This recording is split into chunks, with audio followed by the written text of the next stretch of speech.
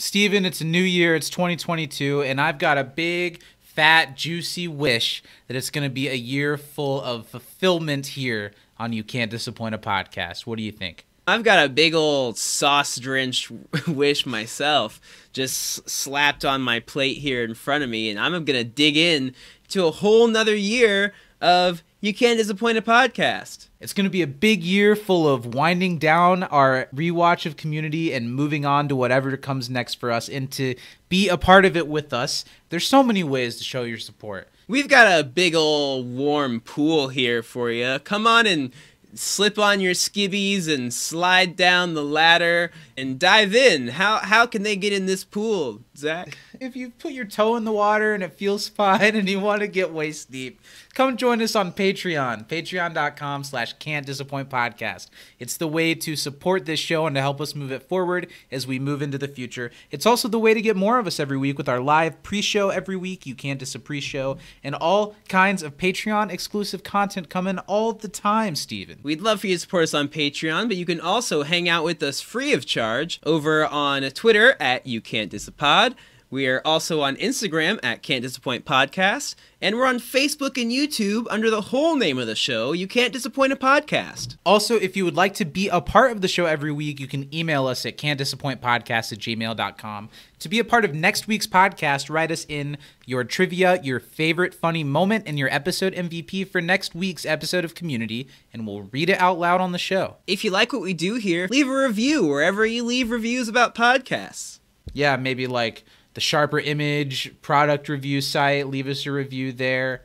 There's like a box full of sticky notes at my post office. Write a review and leave it there. I hope you guys are jumping on board with us and you're ready to traverse 2022 with me and Steven. What do you say? Let's rip our way into another episode of You Can't Disappoint a Podcast. Cannonball! I'll put like a big splash. Yeah! But Jeff, it's a graduation gift. You see, on the surface, we seem like just a group of people from diverse backgrounds who have become unlikely friends, but according to my research, our paths have crossed many times. We were destined to meet, like a team of superheroes. This is our origin story. And here we go. Abed, we don't have origin stories. We have lives. Well, at least... Yep, just me.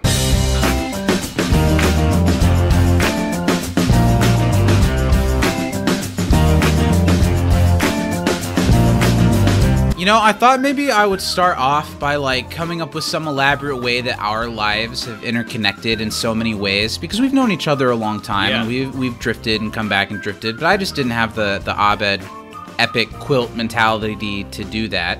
What was our origin story? 1997. Somewhere in a dark, dark forest. Do you remember? Emerged. Okay, Tay-Zonde, thanks for stopping by the studio. Do you remember, like, going back to the very, very beginning, do you have any idea what, like, our first literal interaction with each other might have been? It had to be... in a class? My guess is because Or- you were friends with Sammy Innes and I was friends with Sammy Innes. Shout out Sammy Innes. I love Yeah. Sammy. Same. And I feel like when... Big fan of the show, I'm sure. What year did you go to Highland? Freshman year? Freshman year was my first year in public school. Okay. Were you in theater there? Yeah, but I don't think we had it together. I wasn't in theater, but I had Mrs. Sipes, Okay. and I love Mrs. Sipes. Okay, so this isn't as quick and fun of an anecdote as I thought it would be. Hi, everyone. Welcome to but Can't Disappoint a Podcast. we like really... maybe show choir. I think it was before that, though. Because I don't think I had any classes with you junior year or sophomore I just year. think there were moments where... We all You know, walked in you the and I hallway, are passing we the caught hallway, eyes. we catch eyes, and there's just for a second, and not enough to like really realize what's happening, but for a moment you just have that feeling of, I'm home. Welcome to the show, Yeah. everybody. You Can't Disappoint a Podcast, back and banging, as always. I'm glad you've made it. I'm glad you found the place. I hope you found a good parking spot. Don't get a ticket. Welcome to the program, everybody. I'm Zach, and Crystal Skull was Alien, so pretty great film. Nice. I'm Steven, and I haven't taken pictures of my feet and sold them online, but I did date Roger Ebert. That's a good one. Thanks. Welcome, everybody. Shout out to our $10 and up patrons over at patreon.com/can'tdisappointpodcast. Those people are Taylor Ace, Planeswalker Prez, Danny M. Lugo, Mary Baker Budisa, and we've got Brian Thurman back. So welcome back to the hello, plug. welcome back. All of you are very treasured, and we're glad you're sticking It was my around. reference of powder a couple weeks ago. I still don't believe that that's real. She tweeted us like that. Oh, I was so happy when you guys mentioned it, and I just knew instantly it was one of the times I went in the void while you were talking. 'Cause I had no idea what the. I was like, we talked about what? What is powder? The movie where the guy's Jesus. I kind of remember you describing it, but I don't think I caught the word powder at all. Yeah. And not only did I void when you say it, I must have always voided when I edited you saying it. 'Cause I just did not know it. You're like, well, Steven's talking here for a while. Audio We're stops. good. Boom. There's back no to way Zach. to clean this up. Now, when I talk, let's get out every little wrong breath. Just kidding. Welcome to the show, everybody. Thanks for the patrons. Patreon.com/can'tdisappointpodcast. Every week you get You Can't Dis a Pre-Show, our live stream pre-podcast pre-show. You can also get the back catalog of that on the Patreon. Over 50 episodes of the pre-show, which is nuts. You get that every week. You get this podcast early every week, usually on Thursdays. And also you get Brokeback Bebop, a full second weekly Zach and Steven rewatch podcast of Cowboy Bebop, which has been a lot of fun and has been the highlight of our weeks lately. So you're really missing out. Whether you like Cowboy Bebop or not, that podcast has been fun. And if you like us, I think you should check it out. And if you don't like us, you should also check it out. And speaking of people who don't like us but check us out, we got to give a shout out to our proud pops at Communities on Twitter, the people that have given us a voice and I'm sure have regretted it ever since. But Thanks, the people Papa. of Argentina needed us, so Yeah. it was for the best. It's Thanks, for Papa. them. Do you have anything to say to our daddy before we move on? You know, the watcher on the wall is the watcher of my heart. I'll always remember the day that we started the podcast and we were led into this really darkly lit business room with a really long table and we're told, Mr. Communities, we'll see you now. What else we got? I understood why we had to take off our shoes, but but why the shirts? Take off everything but the socks is what I Yeah. got. Yeah. Oh, no, that explains a lot, if that's what you were told. Thanks, Pops, for all the support, and I'm sorry for all the embarrassment we've caused you for the last, 2 years almost. It's almost been 2 years. We've got a couple months to go. Wow. Isn't that wild that we've almost consistently done this for 2 years? I've not consistently done anything for 2 years. I almost made, a really fourth grade joke, but I'm going to... Now let's hear it. You can't call yourself out. The only and not thing say- I've consistently done for 2 years is your mother. Hey-o! Hi, Connie. Yeah. She's not listening. I know, that's the only I'm reason off. I would say that. What else we got to talk about? How you doing this week, my pal? I'm good, I'm doing the damn do, I actually A lot have of been Mountain drinking these Ahas. This Okay. is a Not a mango sponsor. and black tea one, but it has caffeine in it, so that's helpful. Not a sponsor. Not a sponsor. But yeah, just been working, been watching a little bit of anime. I actually want to talk about something anime related, Zach. Okay. Two things. One, on a more, general surface level anime fan Okay. note, newest season of Demon Slayer just ended. Some of the best animation I've seen on a series in anime. And then Cool. the final part of the final season of Attack on Titan is airing right now, and that's just wild. That's craziness all over the place. So if you are into any of those shows, you should watch them. Attack on Titan is super accessible for a non-anime fan. I've heard that. I've heard it's really Yeah. good. Let me ask you something. Are animes often in their final stretch for ever? Yeah. Because I was going to say, I feel like I've read headlines about the final season of Attack on Titan For over a year. 2 years, yeah. 2 years, yeah, because the Wild. final season, part 1, started airing December 2020. Crazy. And then part 2 started January 2020. Was that because of COVID, or was that just to keep the hype going? Just to keep the hype going. Because we're finally about to get... Did you ever watch Barry? Yeah, I about love to- Barry. The new season Finally? of Barry is next month, And I'm so excited. The last episode of Barry aired in like July 2019. I watched it forever ago because you told me how good it was. It's and incredible. Like, yeah. I would confidently rewatch that, say actually. the only reason I won't say that it is the best show on TV is because it's not been on TV. It hasn't for been like on 2 TV years. for But the first 2 seasons are some of the best. Like, now I'm distanced enough from it. It's some of the best television I have ever. I was watched. just talking with so someone good. I That'd work be a good with about an Patreon episode show. of Barry. Yeah, Barry's great. It's so good.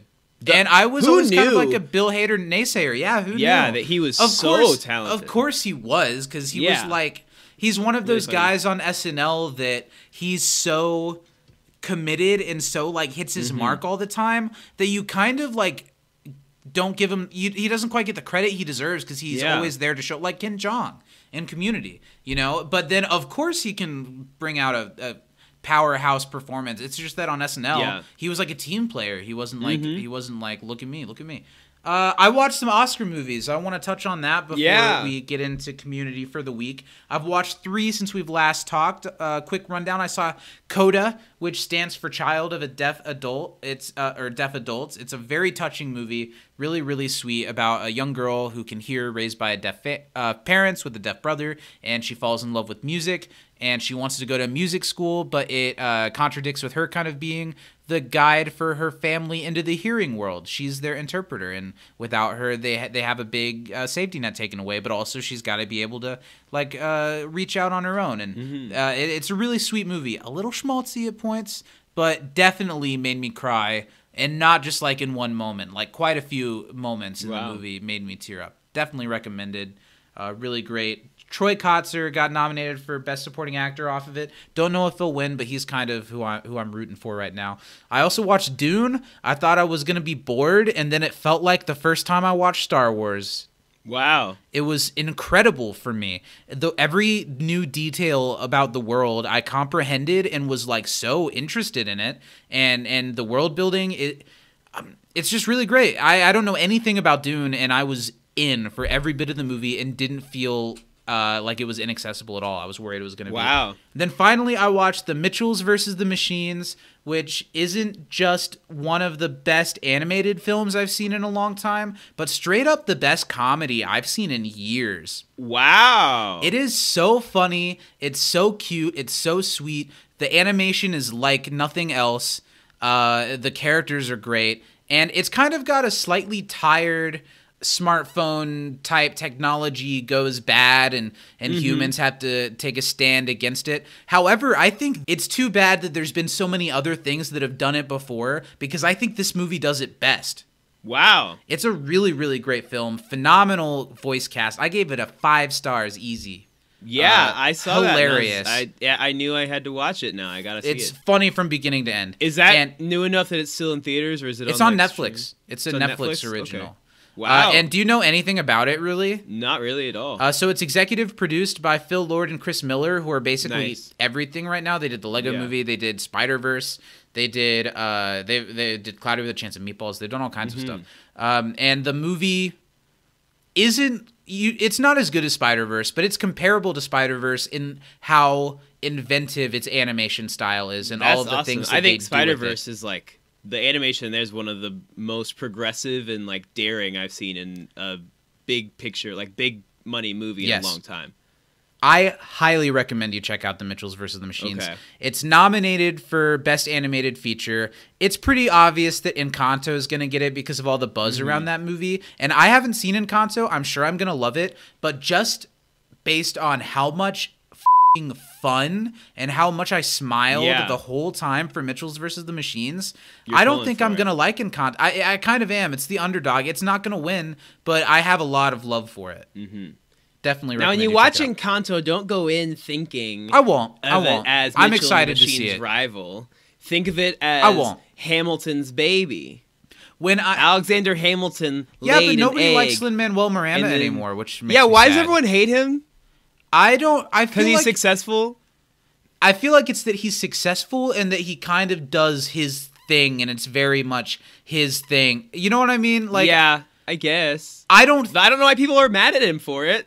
I'm not mad at him for it, but I'm not. They said, Lynn, we love Hamilton. Do it again. And he's like, well, this is not exactly the same thing, but it's kind of similar because I made it. And they're like, yeah, that's great. Do it again. And he's like, okay, here's something. And they said, oh my God, you talentless yelling bastard. I don't think it's that. I don't know. I think I'm about sick of his songwriting for a while. I don't think he needs to be the next person who's like inheriting the Disney songbook like he kind of is. I think his style's cool but I don't know if I need him to be like at the top of the roster for people to make songs for Disney movies. You don't want to do the music for Monsters High School? No. Or Toy Story 9. Yeah. Buzz, you're a toy, my boy. Don't you see? Yeah, that'd be great. That was good. Wait, would that let Tim Allen say the N-word then? Wait, Lin-Manuel doesn't have the pass to say the N-word. No, but Tim Allen would rap. That'd give him a shot, you know? So you're giving Tim Allen the pass to use the I am N-word not at all. But rapping. I could see him going for it. Let's talk about Community. I think we've pushed this as far as it should. Let's talk about Community. Today we're talking about Lynn, come on the show. Let's talk about it. Penultimate episode. Yeah, no one else wants to talk to you, but we'll take you. What do you think of Community? What about that episode of How I Met Your Mother where you rap nursery rhymes? Let's talk about it. What about that episode of Modern Family where you played Sofia Vergara's cousin with the dog washing business or something? Oh shit! Let's I talk forgot about about that. Nice.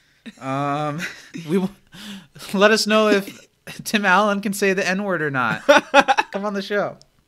I want unsolicited. If we ever get to interview Lin-Manuel Miranda for some reason, happening. our very first question is, can Tim Allen say the N-word if he raps? So we're here to talk about the penultimate episode of Season 4. I knew going into these shorter seasons that it's going to go by so much faster, but boy, has it. It always feels like the end of the season comes way too fast. And here we already are at the penultimate episode of the season. That's nuts. Zach, I always want to do a quick little correction there. The Ultimate Pin episode is actually You don't even know the name of calligraphy. the episode without thinking about it. Just a good bit. That was a fine bit. We're talking about Season 4, Episode 12, Heroic Origins. The episode was directed by Victor Nelly Jr. This is his first directing credit. Wow, on like hot in here, Community. Nelly? He has one other credit in Season 6. He directs Intro to Recycled Cinema. But other than Community, he's directed episodes of The Office, of Wilfred, of Gilmore Girls. He directed episodes of My Name is Earl, of Scrubs, and of Brooklyn Nine-Nine. All great shows. I enjoy several episodes of every show mentioned that I have seen. I haven't seen Gilmore Girls, but I've been told I would really like it. And the episode was written by a team of 3 people that are credited. That's unusual for the show. And it's all people that have been around the show for a minute, and this is all of their final writing credits. And I imagine that's because a lot of the Season 4 team didn't come back with Dan Harmon for Season 5. But anyway, it was written by Steve Bastellone and Annie Mebane, who together wrote Regional Holiday Music and Introduction to Finality in Season 3, and earlier this season wrote Cooperative Escapism and Familial Relations, which was a good one. And it was also written by Maggie Bander, who previously wrote Competitive Ecology in Season 3 and Conventions of Space and Time in this season. And that was one of my to episodes I liked more. Write down when the episode when it released. Stupid. You said what? What did you say about the episode? About the space-time dimension. That's one of your favorites of the season? It was one that I liked more than didn't like this season. The episode originally aired on May 2nd, 2013. I'm going to edit. Seamless. No mistakes made by Zach. Clean. It's clean. I look great. Let's talk about trivia. I wrote down a shit ton. This was an easy episode to pick up little things from. I have like 7 questions. Holy shit, I have 4.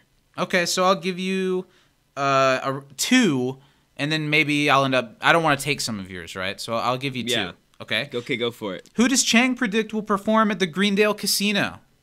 Steve Winwood. Okay. And what song did the stripper hump an American flag to? Back in Black. That was one of my questions. 2 for 2. We'll give me 1. What did Abed want to call the visual representation of the group being connected? What did he want to call it? The quilt of something. Ooh, wrong. That's what it says on the paper. Was that he wanted to call it. Okay, but it was taken. What brand sheets did 2008 Shirley have? Ooh. Serta? No, that's a mattress brand. She said all over my Laura Ashley sheets. I don't know what that means. And I figured you wouldn't either. What's the name of the exotic dancer Andre cheated on Shirley with? Oh my God. Because I almost wrote it down once for a question thinking it was something that it isn't. I was like, it's Jasmine. And then it wasn't Jasmine. They said something else. It's a more normal name. Kind of. Does it start with a J? Is it? No. I don't know, but you're going to tell me and I'm going to hate myself. Yeah. Just tell me. Just tell me what it is. Misty. Yeah, okay. Misty. Did they give her a different name before? I don't remember a Misty. I don't know if they said her name before. Okay.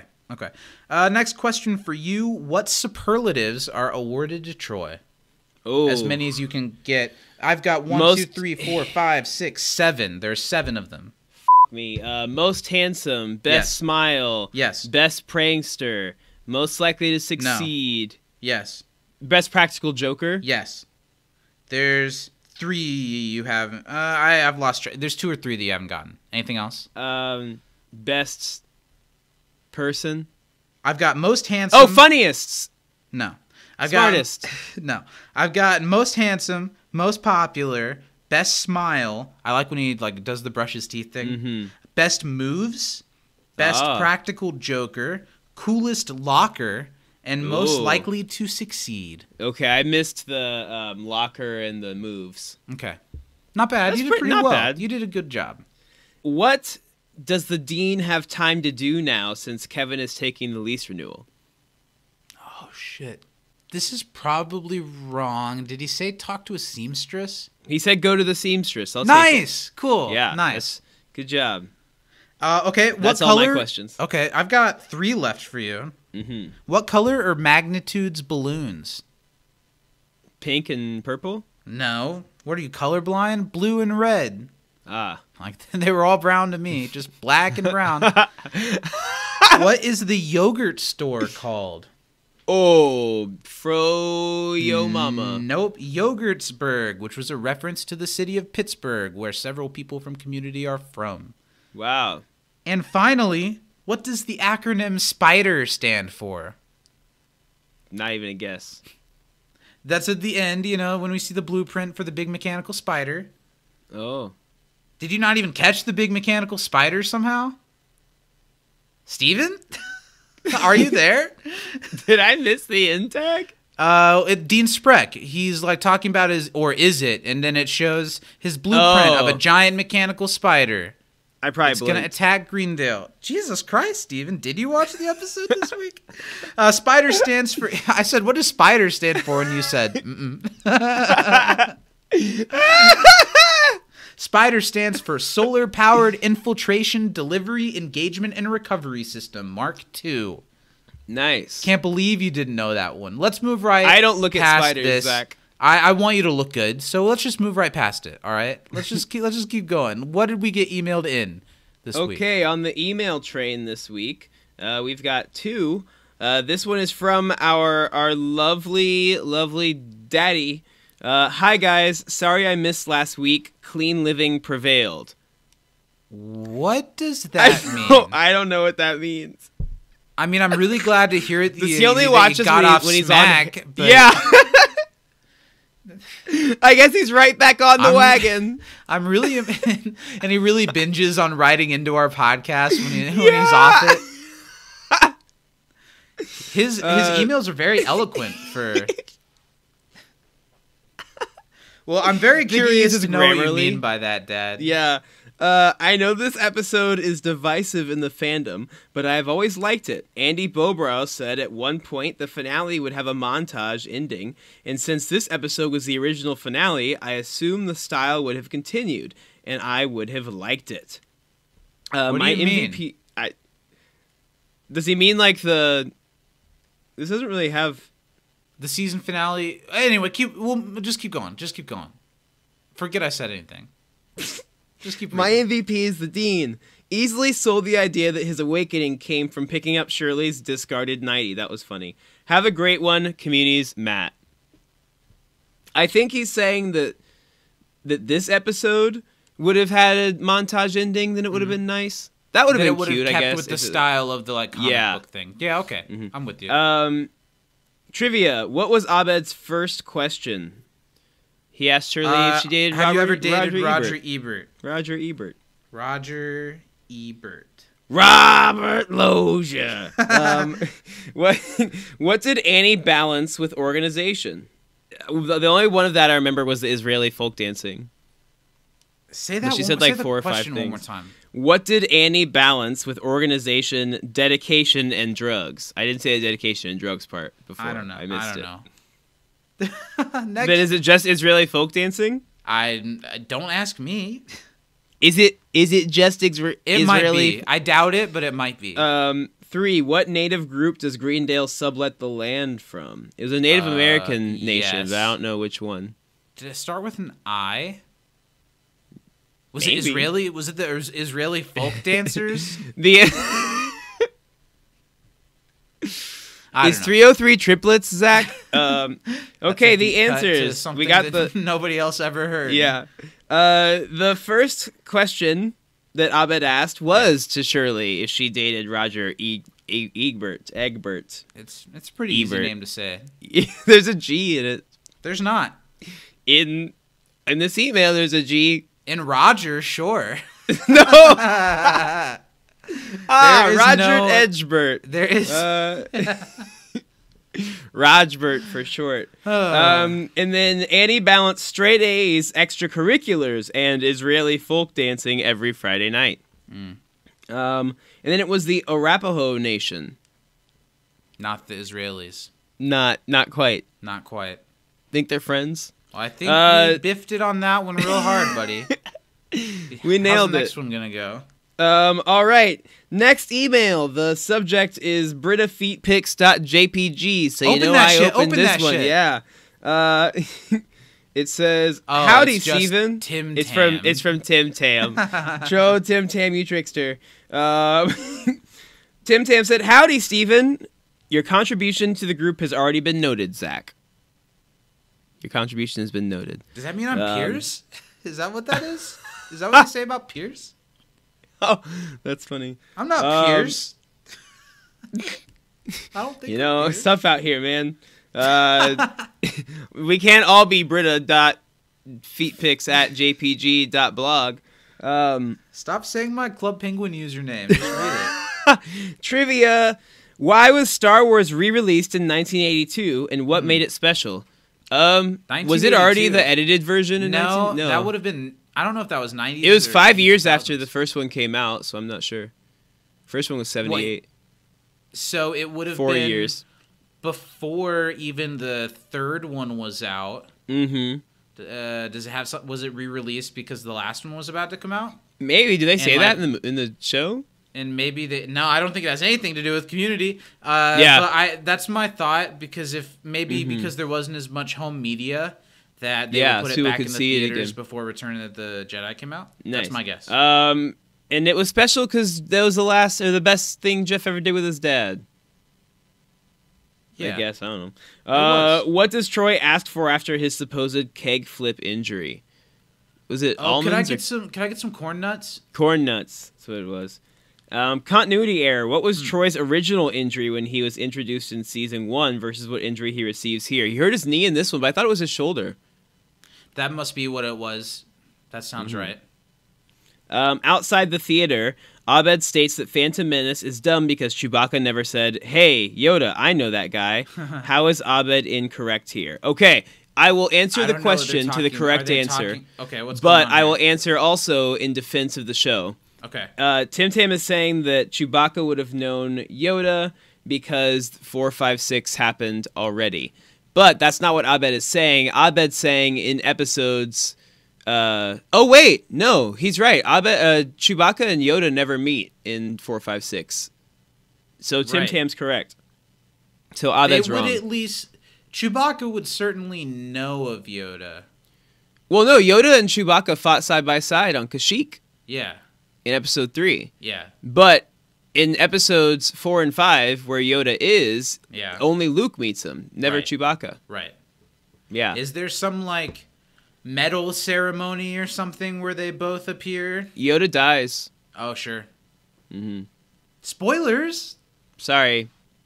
I love Yoda. Yoda's my second favorite Star Wars character. Let's talk about Community again. You want to know who my favorite Star Wars character is, Zach? Who is it? Darth Maul from The Phantom Menace, the best of all the Star Wars. Funniest moments. You're I had allowed a hamburger to like that, the other but day. you know that just isn't true. It's not true. Yeah. Funniest moments. I had a hamburger the other day, and suddenly I'm not cold all the time is maybe my favorite really throwaway funny line in the line. entire show. Yeah, I really laughed funny. so hard at that because Lily used to be a vegetarian, and I just feel like that hit really hard. For real. Then also, This Better Not Awaken Anything in Me is classic. Sure. Classic Dean line. Heroic Origins is an interesting episode. It's really obvious that they knew the show was circling the cancellation drain as they're trying to backfill a bunch of character development at the last minute. It mostly works, too. Sure, it's a bit reductionist, but that's fine.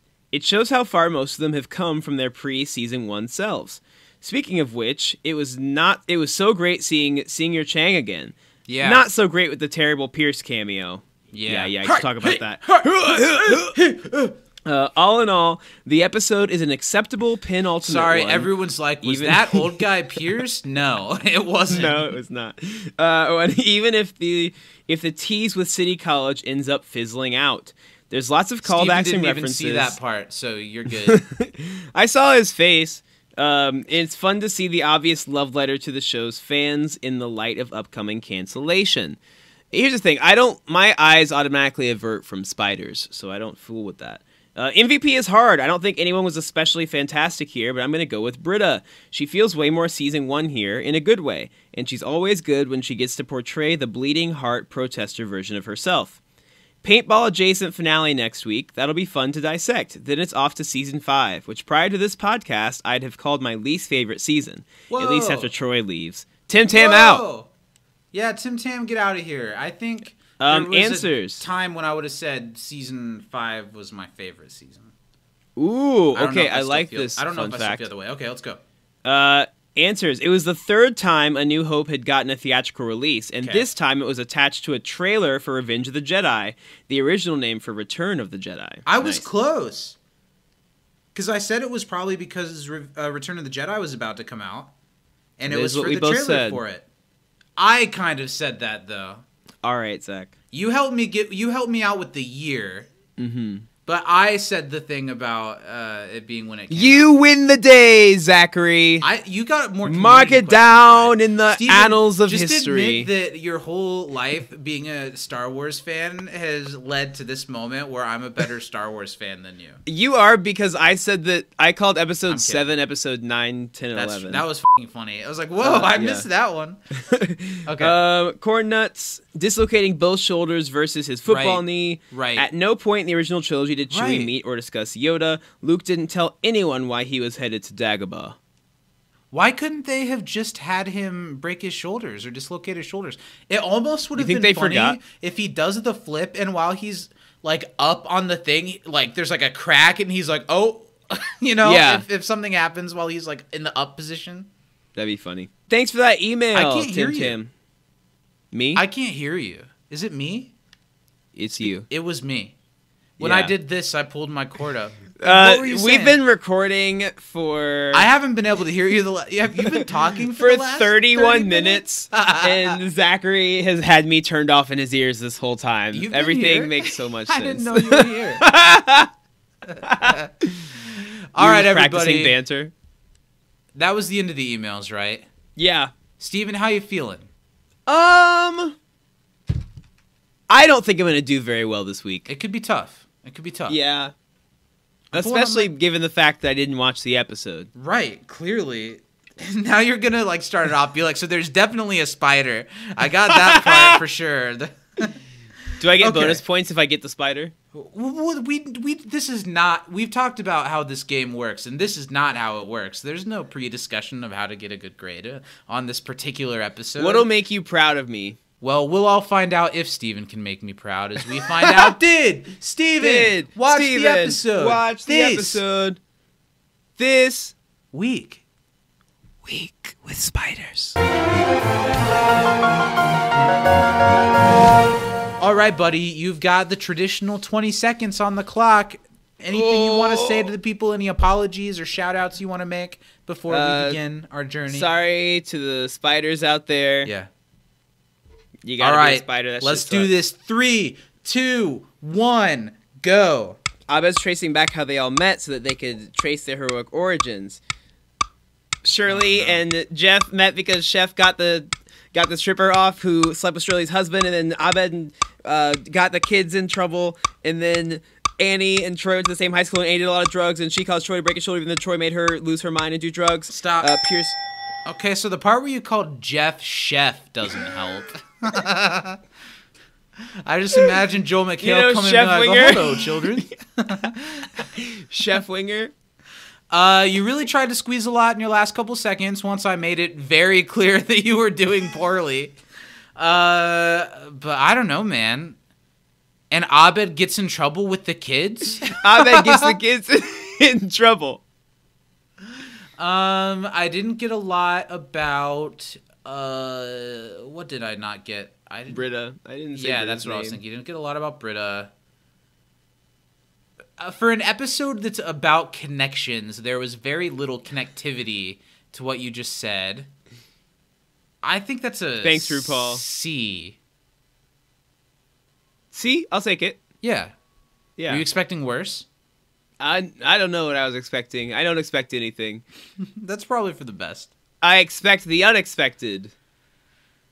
And for the last thing, let's talk about our favorite funny moments. I wrote down 2 things. One had been mentioned before. I loved the line, I ate a hamburger a couple days ago, and all of a sudden I don't feel cold anymore. And then the last one, when it's at the big serious moment at the end, and Troy says, you were out there somewhere and you weren't looking for me. There were quite a few good Troy moments, but that one was my favorite. Yeah, Troy was really funny in this one. I put, of course, this better not awaken anything in me, just because that one's a really funny line. More so, less the line itself, but more when the dean just picks it up and like holds it up for a second. I think that's really funny. And then Abed ripping on the Phantom Menace to the strangers in the line is really funny. When he's like, I just go where it's going to play and warn people. That's really funny. Let's get into talking about this episode. It's a weird episode to talk about. I don't know if I totally agree with Taylor that this episode... I don't exactly feel like this episode's all of a sudden trying to wrap up a bunch of things to get ready for the show to end. It just kind of feels like a little prequel episode where we find... Because, I mean, everything leads up to the pilot. It's just a cool little, like, right before the pilot episode. I like it, but I don't know... The pilot? Yeah, because everything kind of leads up to the pilot. No, in this episode...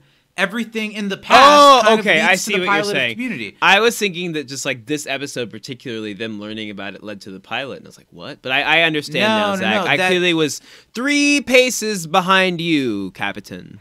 However, there's a long stretch for like Annie in this episode to Annie in the pilot of Community when they try to make it seem pretty close to whenever that would happen in the end. I don't know. I think this is a cool episode. A couple of the connections do seem pretty fabricated, and I don't exactly feel like we learn anything new about the characters that really shades them in deeper. If anything, it's just fun to see Troy be jock Troy again. Yeah. It's fun to see Annie with the braces. It's fun to see Britta with her anarchists. This episode reminds me of the episode before last of Glee. Did you watch the last season of Glee? I did not. The episode before last is like them all playing themselves from the first season, and it's like right before the pilot. The episode's like called 2000 whatever, and it's like about them all like getting ready to audition for the Glee Club, and it becomes like this thing that's like a tribute to Corey Monteith who had died and how they all like love Finn so much. This episode reminded me of that, and I'm always down to talk about some Glee. What did you think about Heroic Origins? It wasn't bad at all. It wasn't. But I don't think it was particularly, like, special in any way. Like, I think it was fine. I give this one, like, a dead-in-the-middle episode in terms of the Community standards. Not in terms of regular television, because it's obviously not better even than in average. terms of Season 4. Yeah. Do you think it's better than middle of Season 4? I think it might be, like, the top a little of the... bit. It might be, like, the top of the middle for me. I'd say that's probably about where I have it. I I just think this episode, it was good. I enjoyed and I appreciate what they did here, and I think that it was a cool idea. It wasn't totally thought out.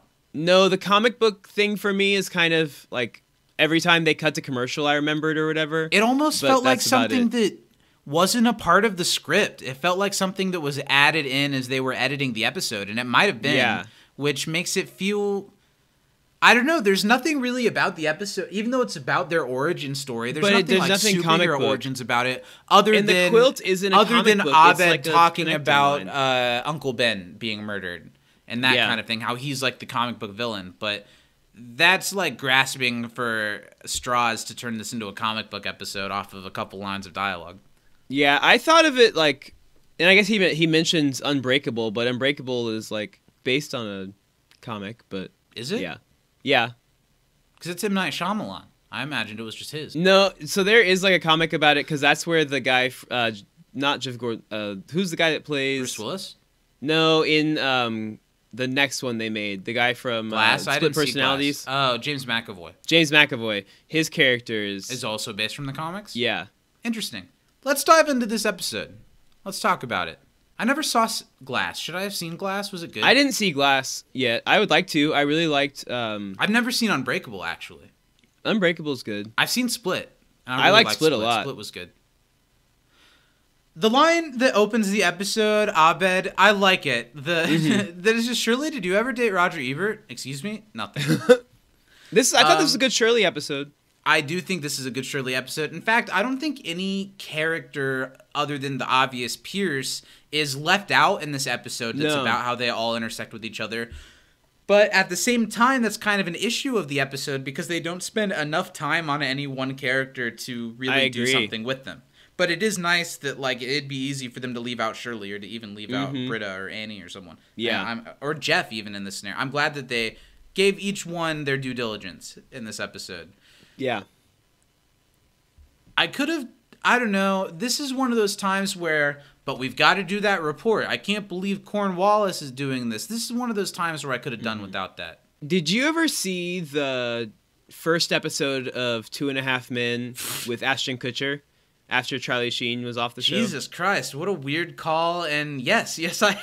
Okay, you know when they're like, well, he died driving a car off the cliff. Yeah. So he's gone now. Yeah. I feel like that's what they're doing, shitting on Pierce that he's not around. They're like saying, oh, well, he's gone because he gave a kidney to somebody, and he was disappointed that it wasn't like this type of thing because he sucks. Yes. And it's even weirder because in that situation, Charlie Sheen had left the show very publicly. In this situation, when they wrote this episode, Chevy Chase is still one of the series regulars on Community. Yeah. In fact, the creator of the show was fired to leave room for Chevy.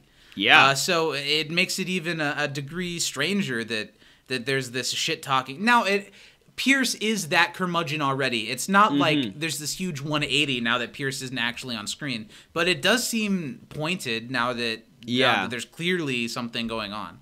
And I don't know if I would have caught it the same way if I didn't know about what was happening off screen. But in this episode especially, it's very, very clear that they do not like, at the very least, Pierce as a I feel like character.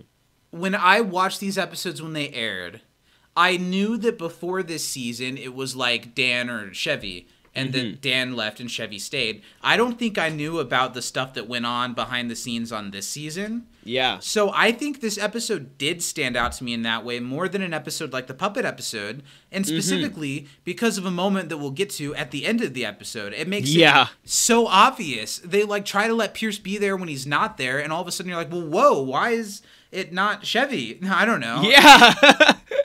So Abed has brought this concept to the table who are trying to study to no avail, that he has been linking the way they all connect to each other, leading to the origins of their group, kind of almost implying that there's fate between all of them and that they've all been interconnected in ways more than just ending up at the same school in the same study group. And I do kind of like that idea. That is kind of an interesting idea.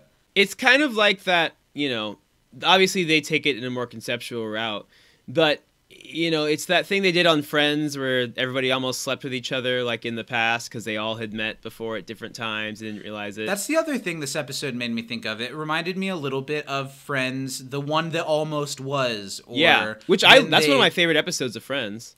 I disagree, just because I don't care about it because it's not real, and in a way that I don't think it, like, I could probably go on, I won't, but I could probably go on a thing about why it's not really funny to keep putting Courtney Cox in a fat suit and stuff like that. In fact, to tie that into Community, they talked on the commentary about how going into this episode, I'm sure this is part of why 3 people are credited to it, it was pretty important to them to take everything that was said previously as gospel and to apply it to this. Yeah. Now, we've thought of a couple of things where they didn't get it, like the injury. The other thing is that in the past they mentioned that Annie was overweight in the past. And they almost included that in this episode. We almost got an Allison Brie in a fat suit. And thankfully, there were 2 female writers credited, and I don't know which one was which from the audio commentary. But one of them said that she was like, I don't think we should do that. And that's going to be one of the things that we're going to ignore. And I think that's to the best of the show. Even though I have my issues with some of the stuff they do with Annie in this episode, and we'll get into that later. I like the moment when Jeff is calling out that, or he's implying that there are only a few sane people at the table, and then he looks at all the people at the table. He said that they have lives, and he looks at all of them and like counts them out one by one. I love the part where Troy's like, trying to get chosen, and Jeff's, no, it's not me. That's a cute moment. That's, for not being in the flashbacks yet, that feels like a season 1 kind of moment. I even like the moment where Britta's trying to compare what's going on to something she knows, and she says a French film title really over the top and silly. I thought Gillian delivered that really well. Yeah. Bleu Blanc. Rogue? That's not what I thought she said at all. Rouge. Bleu Blanc Rouge. Let me hear yours. You speak some French. Or I do. are more, not like fluent in French, but are more familiar with French than most people are. How? Let's hear your take on it. Bleu Blanc Rouge.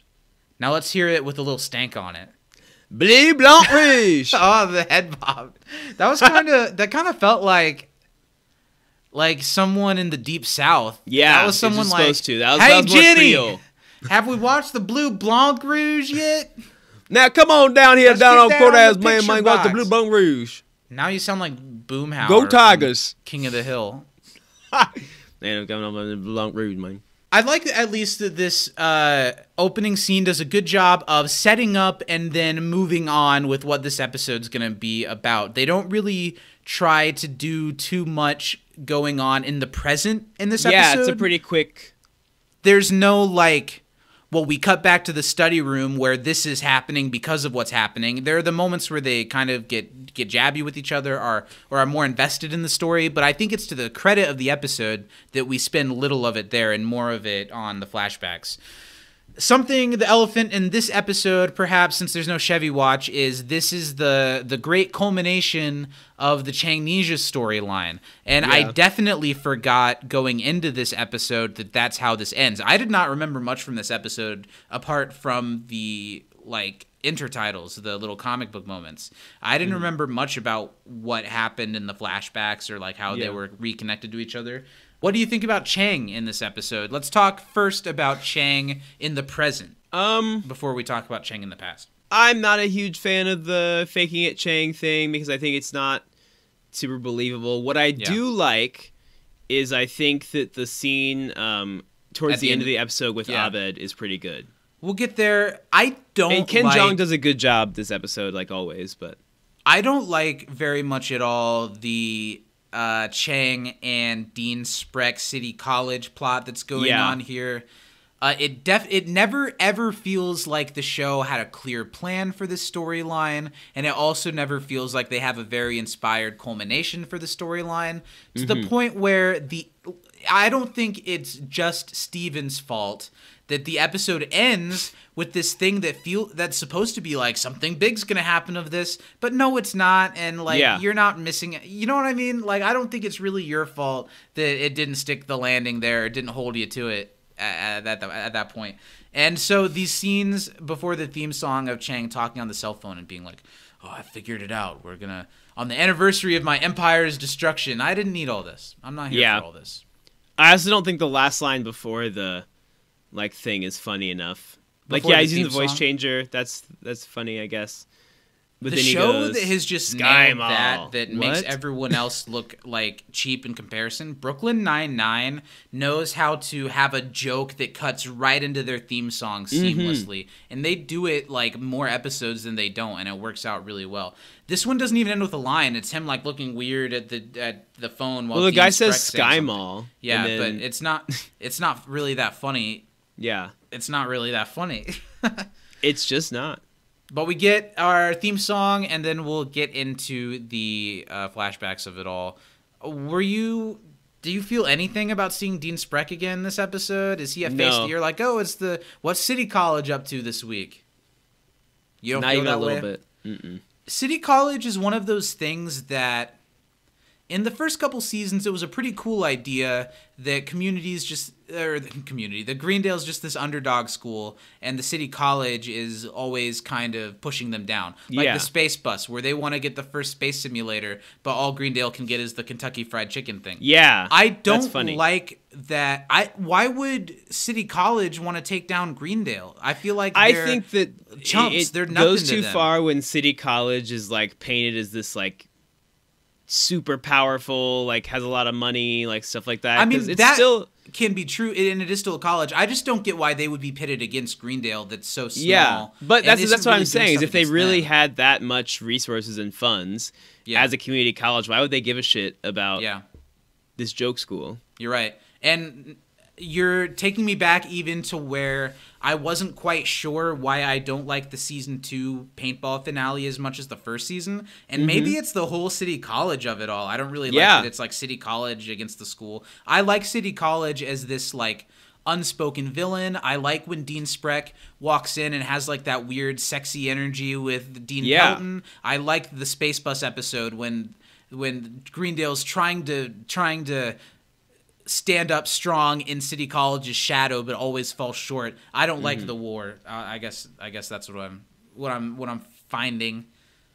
No war, peace. Abed reveals his map of the way that they have all interconnected, and we don't get a good enough shot to really pull into it. But I think it's probably really detailed, knowing these people. Now that would be a cool poster to have. It would be a cool poster. The loom of or the quilt of destiny. The loom, I like that too. The loom of fate is what he wanted to call it.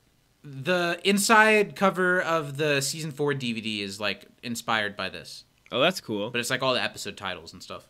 Mm. I like how they had the touch of making Jeff's hair down in this, and for him to Yeah. have some stubble. I think that's why later on when we see flashback Jeff, he really looks like season 1 Jeff. They have his hair up and he has his face clean shaven. Mm-hmm. Yeah, that was a smart choice. What's going on here? What's the dirt that Abed has on Jeff that gets He him has a to be movie less of an ticket that asshole? Jeff keeps in his Right, wallet. the Star Wars movie ticket that was the only good memory that Jeff had with his dad. But it doesn't really apply to him and the rest of the study group, does it? No, it was way before.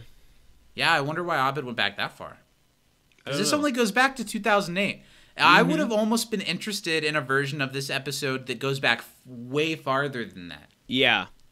I think it would have been tough to stay in one time just because some of the characters are so much younger. First thing we get that little comic book. I like the sound effects whenever we get the comic book thing, when it like stutters on a line. I think that's cool.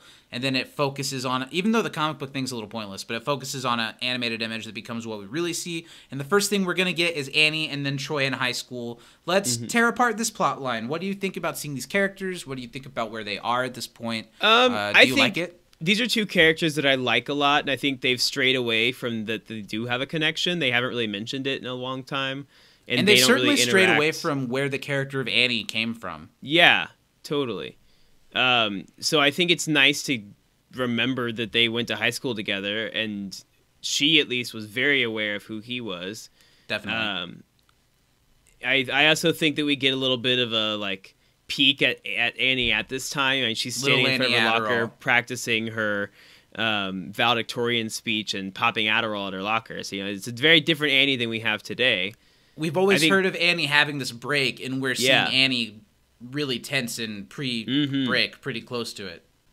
Although I like seeing this side of Annie because it's something that they stray away from so often, I don't really like the way that they portray Annie's pill taking in this episode. I feel like it's a really serious issue, and I also feel like it's a really meaty issue that an observational comedy could get a lot out of, especially when it's like something that deepens the history of one of their characters. Yeah. Instead, they just have her jitter and take pills the entire episode, and that's kind of it. There's no real comment on the pill taking. There's no real, like, I don't know. It just feels kind of cheap. It feels kind of exploitive to me. I can't quite put my finger on why, but I don't really like seeing it. I don't really like them showing her take all the pills and then because that's a joke. Because that is a serious thing. And especially the rate that she's, constantly, every time something happens, she's popping a pill. It's a missed opportunity, I think. Yeah, and they're taking it, making it appear very, very serious, which it was. I think so. But then I don't know. Well, I'm saying they're saying that her problem that she had was serious because she's popping pills every 5 seconds. Yeah. But they don't do anything serious with it. That's what I'm saying. I love all that we get of Troy in high school in this episode because Troy in the beginning of the show was a very different character. I see the line from that Troy to our Troy now. I don't think it's a bad change of character at all, but it's fun and jarring to all of a sudden see this Troy back in the days of your team's Al Gore because your views are wrong. This Troy who is very into pop culture references of its time. Yeah. And he comes in quoting There Will Be Blood. And he's like, man, that'll get old. That'll never get old to his posse. And he says, you should hear my Juno. Troy, and I'm sure a lot of this really is Donald ad-libbing, but Troy has so many funny little jabs throughout this episode that are like, it's 2008. Troy and Annie have a little moment here where Annie offers to tutor him and Troy turns it down because he doesn't care about math, he just cares about statistics. Exactly. Yeah, Jock Troy is very funny. Very funny. And Donald falls into it. Donald feels like Troy really here. Then it's cool cutting to Annie now when we get back to the study room because she does just look older. Yeah. In her face and everything. They do a great job of aging her down and of aging her ahead. Or, she looks older. Yeah. They did a great job of that.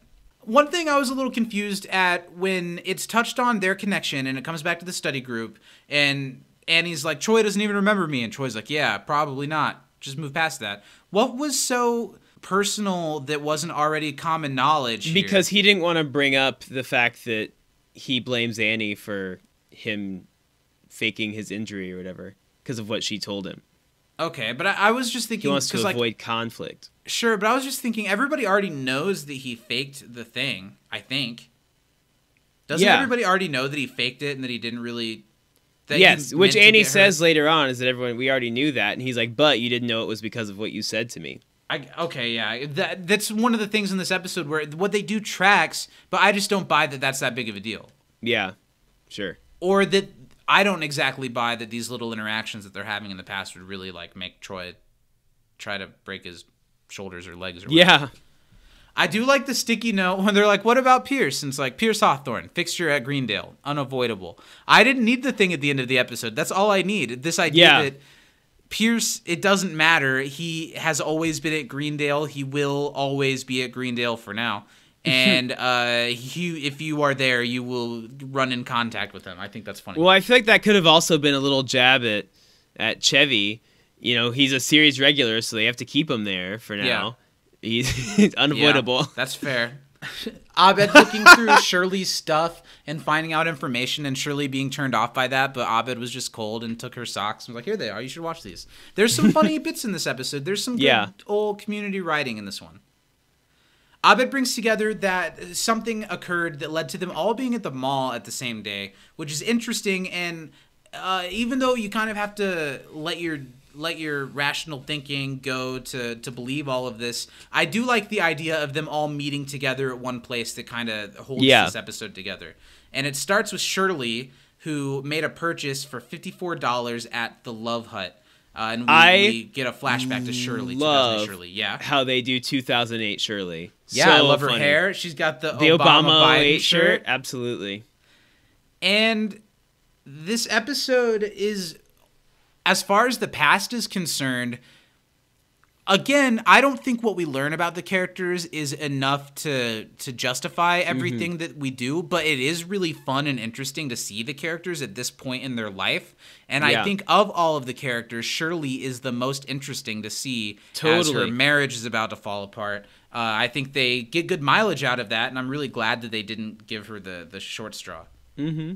Well, and I think that Yvette does such a great job of, like, reacting in the present as well to the things in the past. And I think when she feels hurt or embarrassment, I think she does a good job of portraying those. Yeah, she does. Even though she's not actually seeing the flashback right now, right? I think that's just good acting. Yeah. That she's, reacting as if she just did. So it's great. My other thought, if I'm going to nitpick this episode a little bit, is why for Abed to explain all their connections does he need to explain, like, Annie and Troy talking to each other in the hallway? Yeah. Because I don't think Abed puts together that what Annie said to Troy made him fake the thing. Just I don't think so either. People were at the same place at the same time. Of course they were in the high school. You know what I mean? How does he get all that? And why do we need to see all that? Yeah. Of course it's because it's an episode of a show and they're trying to build up to something and they're showing us where it came from. But as far as this being a story that Abed is telling to the group, that stood out to me. Totally. There is a tiny, tiny subplot in the present here with Kevin being trusted by the dean with a piece of mail that extends the lease on the school. That's what he says, right? Lease? Yeah.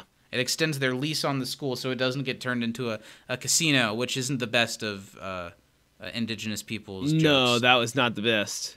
But so it reminds me of Job on Arrested Development being entrusted to mail a letter, and then he throws it into the sea. Kevin is Chang, and Chang is trying to get this dirt to City College and Dean Spreck. So he's in charge of this lease now, and it can be in his hand whether or not Greendale continues as a school or not. I like that they didn't build up some contrived thing, that it's literally just a simple, we have to mail this to extend our lease. Mm-hmm. There's no big plot. It's just if he doesn't mail this letter, they'll close the school. Yeah. And I think that it's funny that Chang, as part of his mission, has been, like, delivering or doing the mail forever, like, this whole time, just because waiting for something. And I think it's believable this is the first thing in however long he's been doing this that Greendale would actually be mailing that's important. Sure. Back in the study room, Abed is trying to piece all of this together and how they all ended up in the mall on the same day, and shows a picture of Britta at a protest with her former anarchy group, the anarchists, right? And it's pointed out Jeff is in the picture. You can see Jeff's arm. That's a cool little thing. Yeah, I like that. Like a bit. And then we cut to the past. We see season 1 lawyer Jeff. Totally. Who is defending the stripper that went on to cheat with Andre on Shirley. Mm-hmm. And we get a cameo from Brooklyn Nine-Nine's Charles Boyle, Jolo Truglio. Love him. I really like him. This episode aired just a few months before Brooklyn Nine-Nine started. So nice. I didn't know who he was at the time. But now I absolutely knew who he was and was really excited. Yeah, I just saw him in an episode of New Girl I was watching. Nice. He's really funny. I think he's so funny. Always got to shout out Wet Hot American Summer, which is a really funny movie that he's a part of, and a TV show as well. I never watched the show, but you said the show was really funny, right? It's ridiculous. It's so funny. Yeah, I think the movie's great. However, I think it's very obvious that Jolo Truglio is here because Rob Corddry couldn't be. Mm-hmm. Sure. Or, if we're thinking deeper, is the idea then that this is the guy that Jeff thought ratted on him, which ended up actually being Rob Corddry.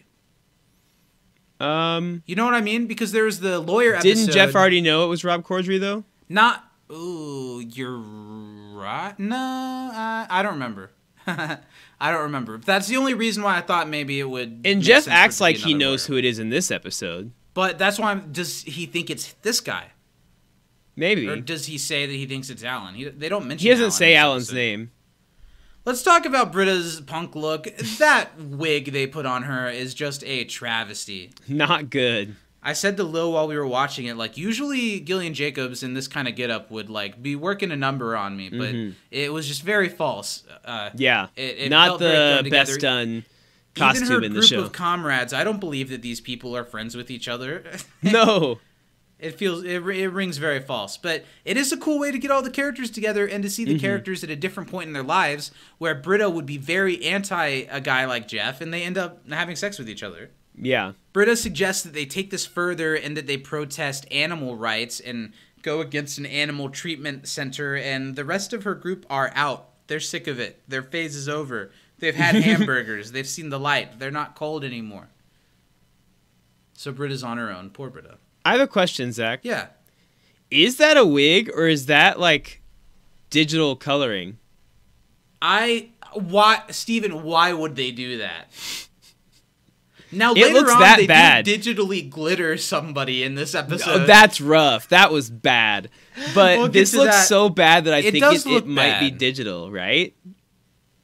Huh. I think that's got to be a wig with those colors. If anything, maybe they wanted enhanced to it. brighten the colors. That's I what it don't looks know, like they man. did. Like Oh, that's bad.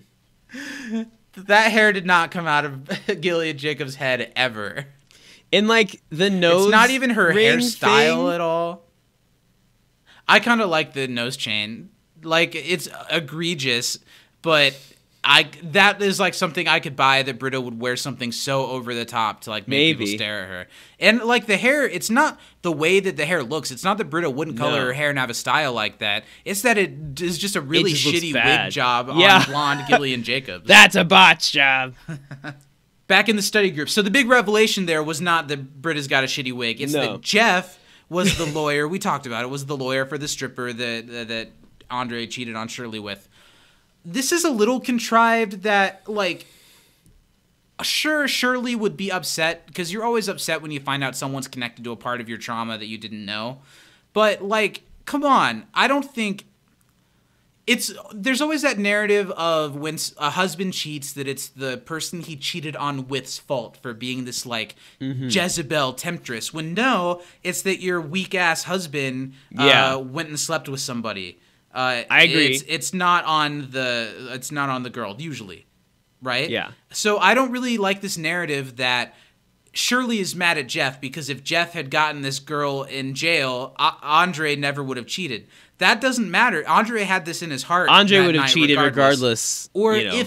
if he and now they're back together, so that part doesn't matter. But and I guess especially Shirley could be upset because she's put this part of her life behind her as she and And so Andre now have she's gotten got back reminded together. of this girl. I just feel It's exotic it's a dancer. weird thread to pull. I think maybe Andre wouldn't have cheated that night, but I think the fork in their relationship would have caused that crack. Yeah. Maybe years, decades down the line, and maybe it's for the better that it happened then, so they could part and find each other again in a stronger way. You know? Yeah. It's a cool way to tie them together because I do believe that Jeff would be that girl's lawyer. I believe that Jeff would be like a civil. Well, Public defender. Public defender. I believe that he would be a public defender that is a hotshot, but like he faked his law degree. He's not working for like a company. You know, he's a public defender probably, and that girl would be. Well, assigned a public canonically, defender. Zachary. He was working for the firm. I know he was working for the firm. But as we see in like Better Call Saul, sometimes you'll do both. Or Yeah, you're I right. believe Fair that, enough. or if you want to take that route, I believe that even if he was like the hot shot who can like weasel his way out with his words at the firm, Yeah, that he he's wasn't not at like the he's top not of at the top of the firm. Yeah, at all. He's getting like the lower level clients that are like calling in off of commercials and stuff. Yeah. Anyway, Do you think Jeff was in the commercials? No. no. wanted But to be. season 5 starts with a Jeff Winger attorney commercial. Oh, that's true. Do you remember that? Yeah. It's like him like fighting a robot. I'm excited Yeah. for season 5. I am too. I like season 5. Yeah, we're getting real close to the end of it. Next week we finish season 4, and then we've got the roundtable, and then we're on the last. Dan Harmon's back, thank God, and we're on the Yeah. last 2 seasons of Community. Wow. This season's gone by really fast. I know it was our first short one, but Yeah. Abed puts a nice button on the situation. See, Jeff and Shirley's marriage. I knew we were destined to meet each other. Leaving it all awkward. And I do believe more so than in the puppet episode that this would be an awkwardness that lingers for a little bit. Oh, yeah. that makes it a little awkward for them to be around each other. But Abed is really excited about this because he's filling in plot holes and he's coming closer to why they were all in the same place at the same time. Mm-hmm. But Shirley is upset, like Abed often doesn't understand, because Yeah. sure, it's just a story that he's putting together, but no, it's not really. This is Shirley's life. This is Shirley's marriage. This is Shirley's trauma. Well, and she's having to relive. Yeah. Yeah. I like how that kind of builds to the Abed seeing himself as a I villain do arc. too. And I also think that it was, this is constantly building on Shirley here, because even just remembering that she spent money on lingerie that she didn't get to use, and then that same, night was when she was cheated on. Yeah. That, and even before, I think that's why she got extra upset that Jeff was Misty's defender, was because she was already thinking about it that she hadn't, and it just keeps piling and piling. Yeah. And Abed is definitely egging that on. Yeah. One of my biggest complaints about this episode is that both in the present and the past, I feel like there should be a stronger Abed thread here. Like, if they're going to make it that Abed's the villain, he should, like, really cross the line and not have had a realize it or part with. something. They kind of sneak in later that he, tells the doctor that Annie stole his prescription pad, but other than that, he has no connection to the other Yeah, members and the of the group. Abed with the kids storyline, and even, like, it's nice to see Abed's dad again, which we'll get to in a little bit, but it doesn't... He's the character that does kind of get the short stick out of all of this. Mm-hmm. The other thought I just had while we were talking about that, a lot of people talk about after Pierce leaves that Community doesn't really have a villain, and Pierce is really an important character because he can be the villain of episodes like the D&D episode. Dungeons and Dragons, yeah. I feel like if they had gone a slightly different route, Abed could have been just as lovable and also been that villain. He could have been that character that creates that tension because of episodes like the Dreamatorium one, where sometimes he just gets lost in his head and can hurt other people. Yeah, Like I'm in glad this they didn't episode. do that, though, because that would have required Abed to have a lot less growth than he is supposed to have in this show. I'm not saying they could have... I'm not saying that they had to make him a villain and keep it. They could have led that to, like, his final ultimate growth, Just like I wish Pierce would have had some growth, but didn't Sure. really. I don't know. That was just a thought that I had. I don't know if there's anything to that. We should rewrite Community. Let's do it. Episode 1, Riri Pilot. 8 minutes into the episode, Jeff having champagne with the stripper and talking with Charles Boyle about what has gone on. This is about where I started to tune out a little bit. Mm-hmm.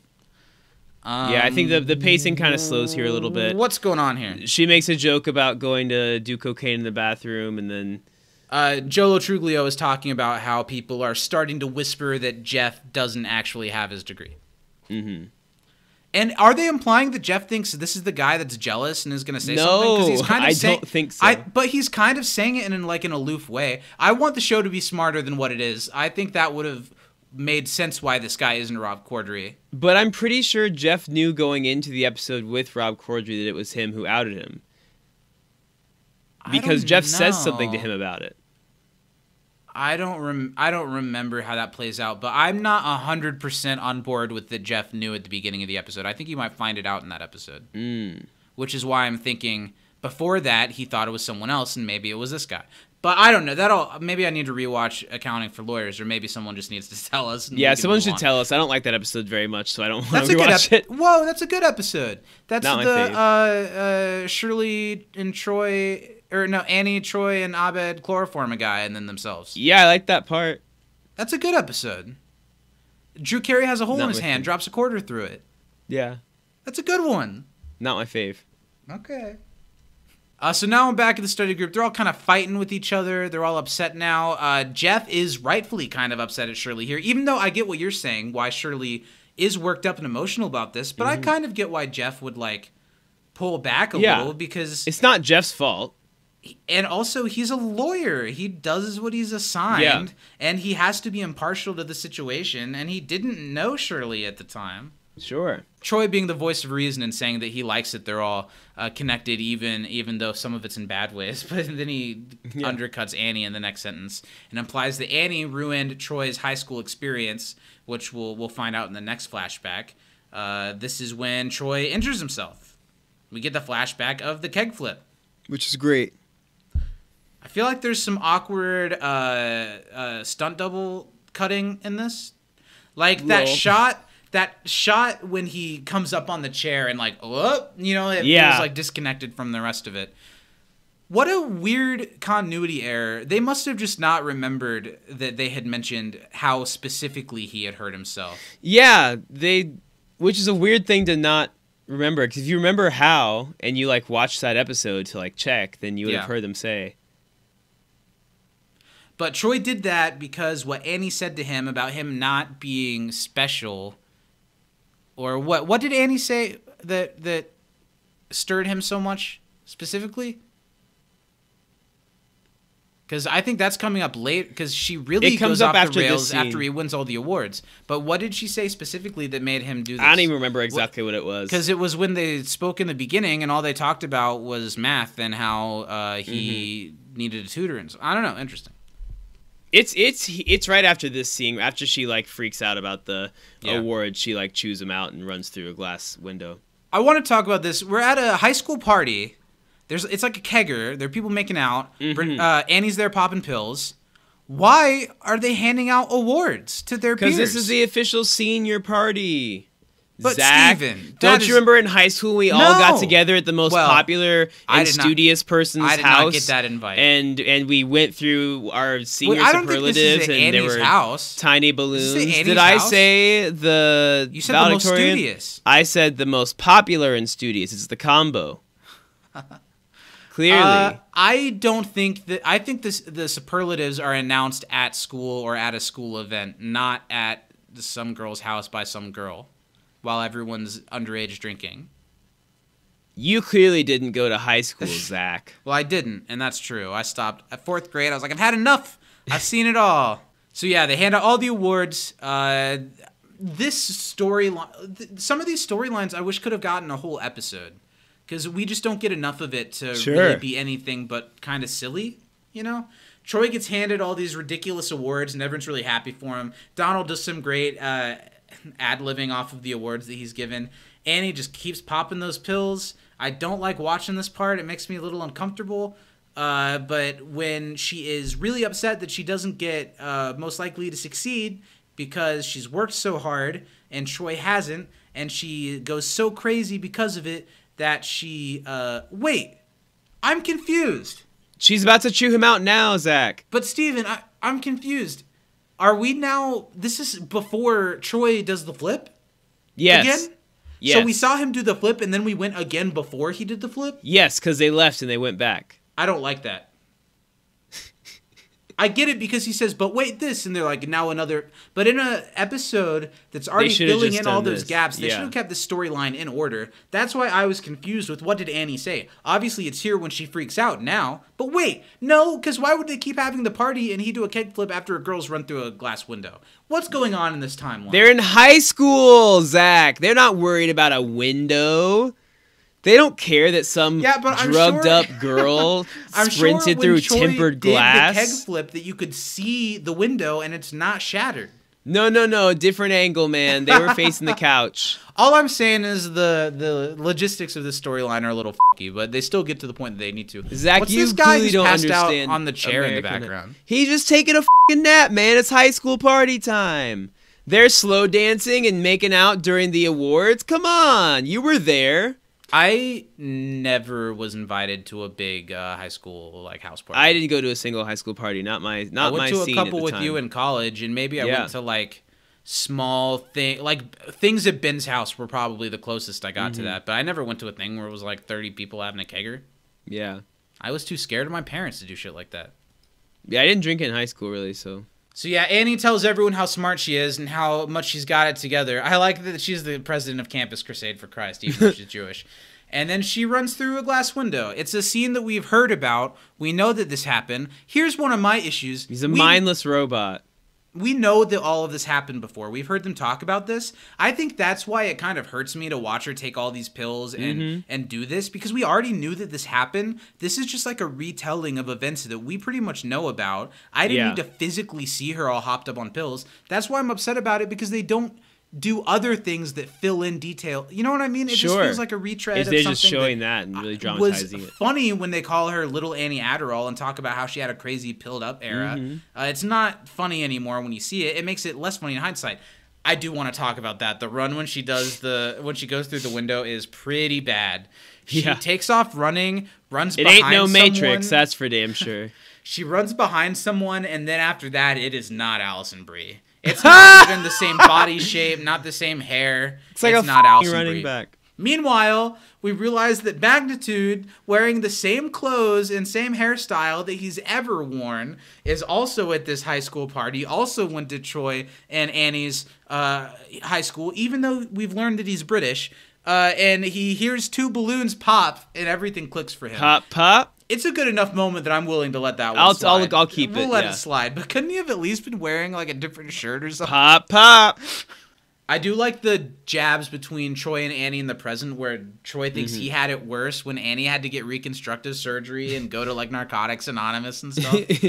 He said, I had to smile when I didn't want to smile. Now we're getting to the point of the episode where everyone realizes that they don't like each other for the 30th time and like the 6th time this season, it feels like. But Abed is still putting together how they ended up at the mall. What is going on here? What did he just realize? He realized, because Shirley's like, if I didn't have to leave to go pick up my kids. And he realizes that, hey, I yelled at some black kids at a movie theater at that mall. That must have been Shirley's kids.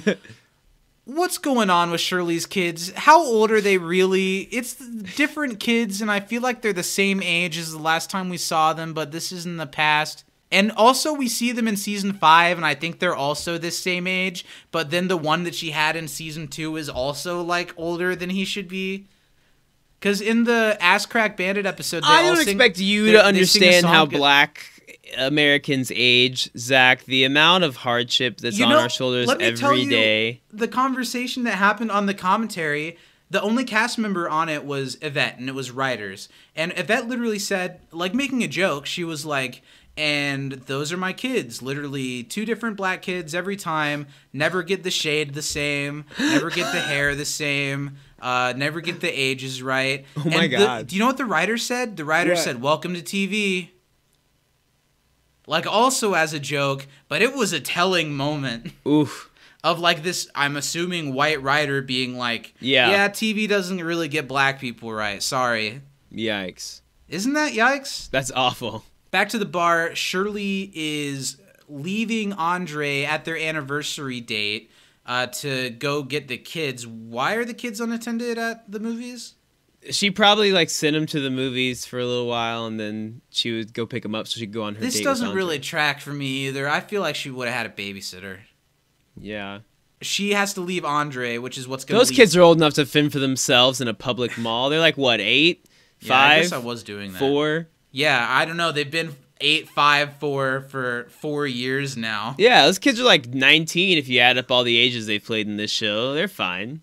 Shirley has to leave because of the kids, and they're at the same restaurant bar that Jeff is with a stripper. So Shirley leaves Andre at their anniversary date. Here's another thing. Why wouldn't Andre just come Why get wouldn't the he kids go with with her? Why wouldn't he go with her? Especially, it would have made a lot more sense if Andre cheated on her with, like, if he was going to a strip club or, like, met the... You know what I mean? It doesn't make sense that he would just be like, all right, bye, I'll keep the table warm. Yeah.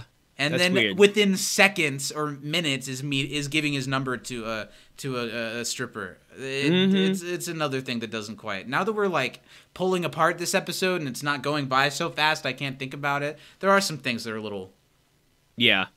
Here we've got Gooby. We've got Mr. Gooby, Abed's The dad Goopster. again. Another thing, missed opportunity. They don't really do much here. All he does is yell about film school a time or two, and that's again what he did the last time. He's putting Abed in therapy, which we don't really get to see much of, but Abed, this doesn't work either. Abed's in therapy, and he sees Annie taking someone's prescription pad and, like, tattles on her.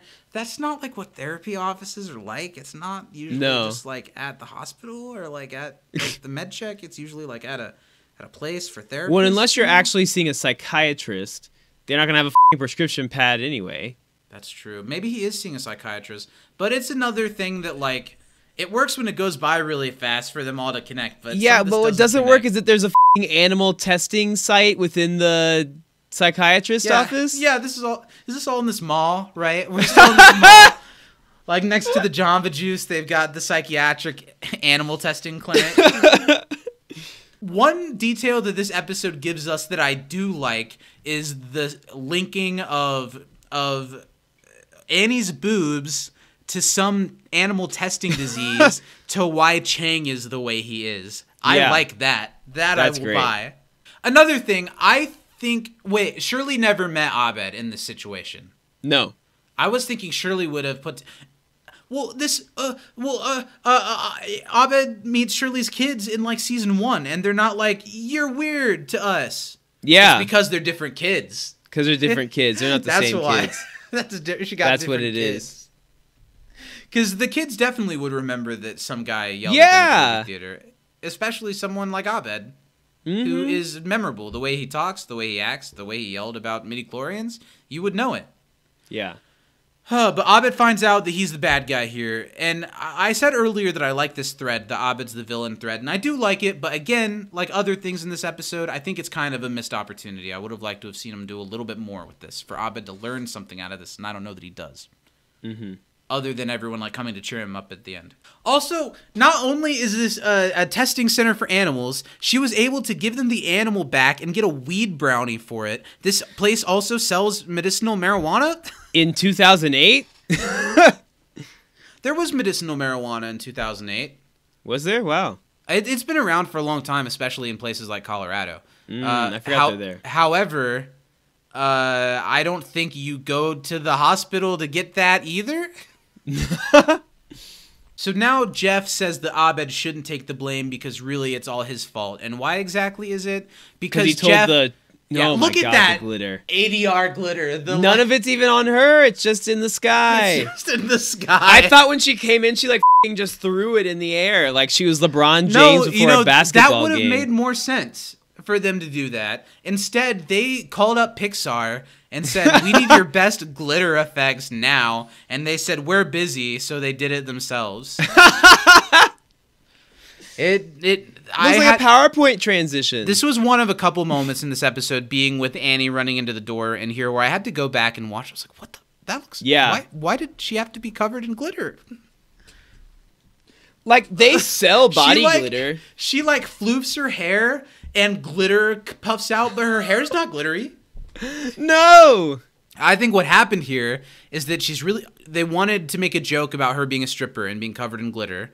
And so there's glitter on the chair, there's glitter on her. But when they do this scene and Jeff says it's coming off you like Pigpen, no, it's not. She doesn't look that glittery. So they're like, fuck, we need more glitter, guys. Get us more glitter now. Put on and more they did glitter. it in editing just like they did the comic book stuff. This dialogue and how they're pulling these strings together in the end are a little hammy. The way that she's like, can you believe a married guy's wife just left at this same time and gave me his number? And Jeff's like, I have a bad life. Zach, go for it. With all this pill popping and glitter, it feels like I'm watching an episode of Euphoria. I haven't seen Euphoria, and I almost don't want to because I feel like it's just going to make me sad.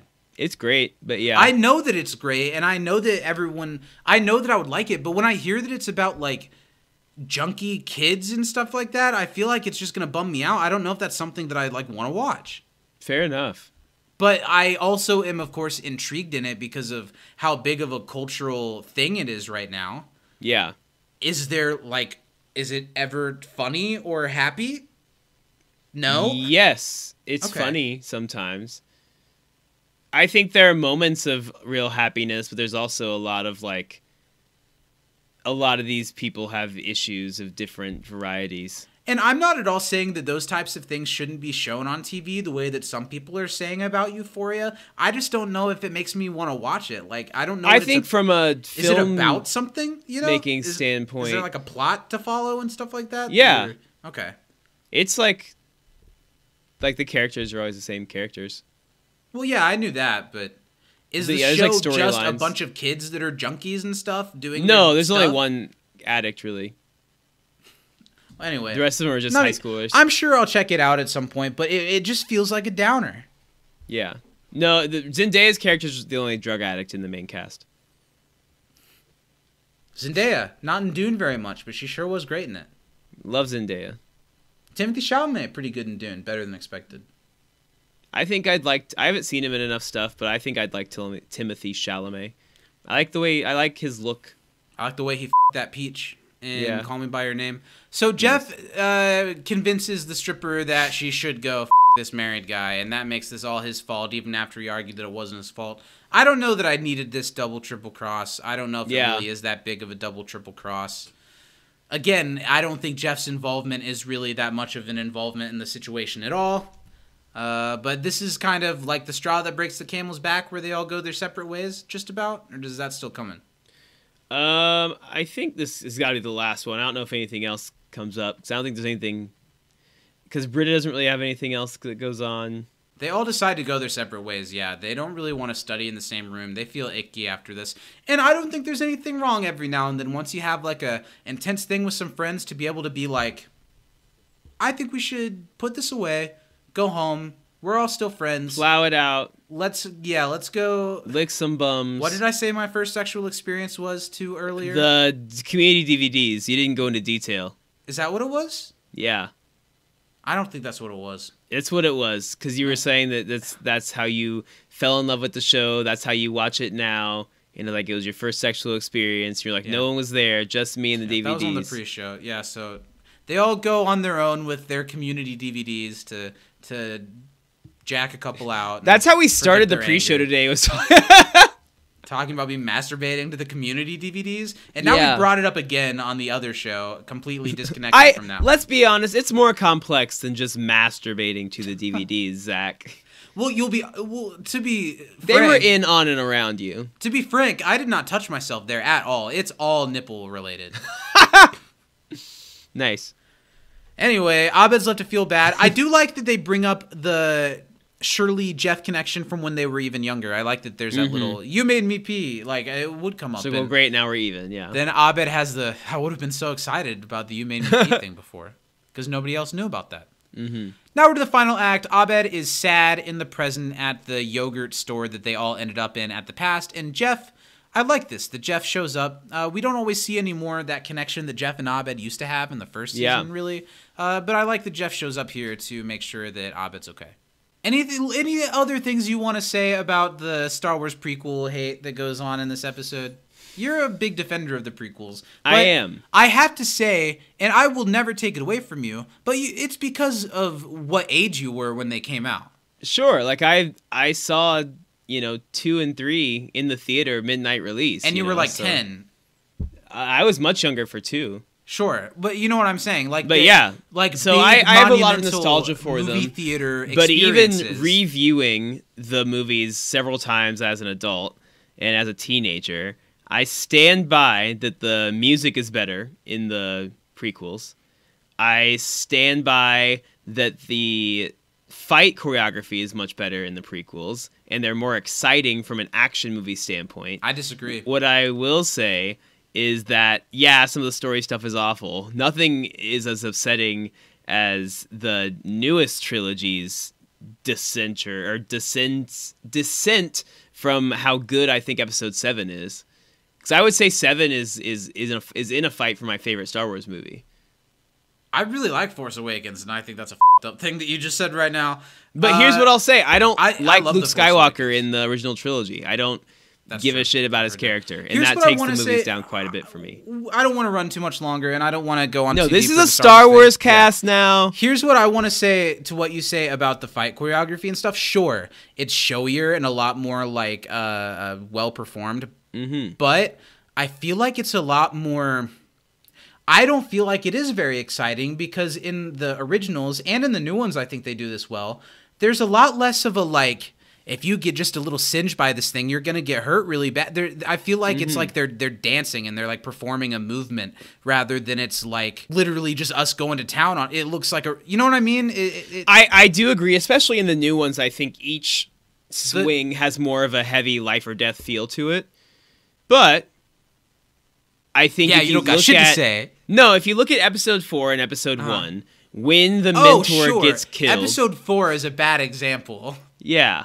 Episode 6 is great, but But like episode 4, 6. they didn't know that it was going to be what it was. That's a hard. I think the final lightsaber fight in Episode 6 is incredible. Yes. And one of the best fights of the whole series. Yeah. If you want to see the best lightsaber fight that there is, period, though, go ahead and watch the first episode of Star Wars Visions on Disney Plus and get your world rocked.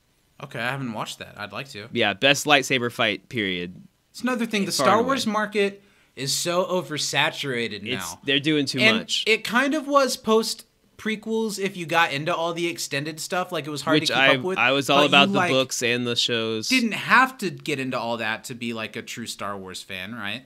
Mm-hmm. Nowadays, like, you've kind of got to watch The Mandalorian and the Book of Boba Fett, and it's getting closer to, like, you kind of have to watch Clone Wars and Rebels and whatever else is out there. Mm-hmm. Let's wrap up this episode of Community. Shirley shows up, and I think it's good of her to show up, and that she's sad about the way everything went down and is able to see it from a different perspective, and they shouldn't just be mad at each other. Well, and I like that she gets a moment with just Abed and Jeff, because they're the three that probably had the most conflict, and I think it was important that they got to resolve their stuff before everyone else came back. Everyone shows up together, and Abed, I think this shows even more that they were always destined to be together, because no matter what, they always end up at the yogurt store at the same time. That's what it's all about, man. It's all about the yogurt. The real friends were the yogurt we had along the way. Okay, now we get our last flashback. We do get more flashbacks. I've got to say, in the mall, look behind the windows of the things. It is such a flat, like, backdrop of pictures of shops. That's great. Let's talk about this. The Dean and Senior Chang, Season 1 Chang, show up to the mall to hand out flyers for Greendale to try to get more students. And I think this is perfectly believable that they all are at the mall. They pass out the flyers at the mall. Maybe traditionally they would be at a table at the mall instead of handing it out to everybody. But Greendale can't afford a table. It's cool to see this moment, how receiving the flyer at a key point in each of their lives makes them decide that they need to go back to school. I think that's kind of a more powerful statement than, like, I've been feeling lately, the call to go back to school. And I feel like they could have done a little bit more with, like, that, I've got to go back, like, to make this about how the Greendale is the yogurt store, not the yogurt store. Like, they were all destined to go back to school and to go to Greendale together. Maybe the real store was the Greendale that we yogurt along the Greendale. I like this. I like that we see Senior Chang in full Senior Chang form again. He does feel like a different form of Chang. I like this more repressed version of the Dean. It's cool. Of all the issues that I have with this episode, and I do have quite a few issues with it, by the end of it, I kind of like it. Like, they manipulate all the things that makes me happy to see all the characters together for the first time in a way. The Deans, I hope this doesn't awaken anything in me, doesn't do as much for me. Two reasons, I'll tell you why. One, I don't like when Season 4 just repeats a joke that they've done before for a joke. Yeah. Even if this is one of the more earned ones, in principle, I don't like that. Two, I don't like this idea that the Dean was totally repressed from that part of himself before then. I think the Dean has been himself for a very long time. That's all I say. Is it funny to see him hold up a thing? You don't just acquire that much Jim Rash. Dalmatian stuff overnight. You can't Amazon Prime. That sounded like the first half of you trying to make a different title for our podcast. You can't Amazon Prime a Dalmatian cast. Every time you try to do it, it always trails off after the first. You can't, but you can't Frozen a Yogcast. Yeah, exactly. It doesn't always have to have cast in it. You can't Churl a hair wig. Just comment on Shirley's wig, which is much better than Britta's, but not perfect. I really like the line here when Troy's just talking to the people around him, and he says, like, yeah, actually, Crystal Skull is really great. I really like that. Because it isn't. It's aliens, so have you seen all the Indiana Jones movies? I've seen 1, 2, and 4. I haven't ever seen The Last Crusade. Wow, no Sean Connery? No, not in my house. We've definitely talked about that interview. I don't know if on the podcast, but there's that interview of him with Barbara Walters and Sean Connery in, like, his, like, 60s or whatever. He's like, yeah, it's okay to hit a woman sometimes. And Barbara Walters is like, that's a pretty good Sean Connery. Are you serious? Like, do you really mean that? Yeah. Are you gonna walk that back? He's like, yeah, if she's being a bitch, you gotta slap her around a little bit. Sean, come on the show, you old ghost. Let's talk about it. He's dead. Yeah. Oh, you said ghost. I said you old ghost. Yeah, I like this. I like the flyer. Not good at sports. Is not that where smart. It says spider? Go to Greendale. Steven, no. You didn't get this deep into it, did you?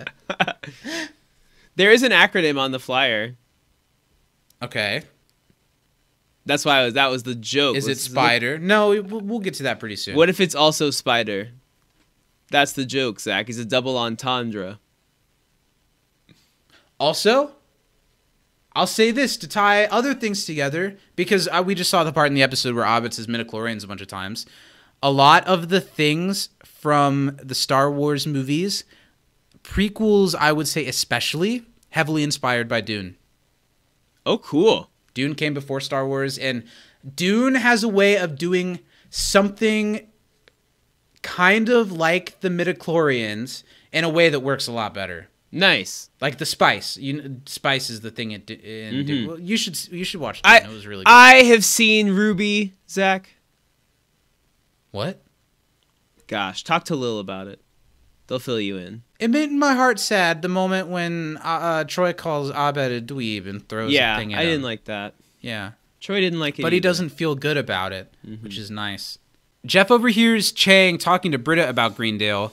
Jeff remembers that Duncan worked at Greendale, and this gets him on the track of going to Greendale. Why does he have stubble now? Going to Greendale to do that. Well, let's talk about that in a second. Again, I don't think it does us any good to see Jeff be like, oh, Duncan works at Greendale, because we saw him show up at Greendale, go to Duncan.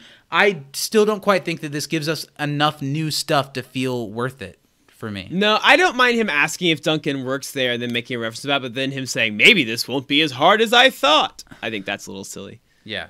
Pierce is Chevy's body double. Trips in some frozen yogurt, and everyone laughs. This moment, not just because of the body double, just doesn't feel good. It doesn't feel right. It feels very hammy, like out of a different kind of sitcom. Feels like it should have a laugh track going on. Yeah. Not my favorite. Not my favorite. But Abed gets his nice moment where he looks at the wadded up ball that Troy gave him, and that's his Greendale flyer that convinces him that he should go to Greendale. I do like that in a way Troy had a small piece in Abed choosing Greendale. And now we're back to the present. We see them all in the yogurt place laughing, coming to terms with the good and bad of all their connections. And if anything, I will give this episode, it did a better job of study group gets mad, study group breaks up, study group gets back together. Although the gets back together sure does happen really fast and without a big Jeff speech where they're just kind of like, all right, and let's make them all friends again, because that's how it has to end. Mm-hmm. He does get a Jeff speech. He does.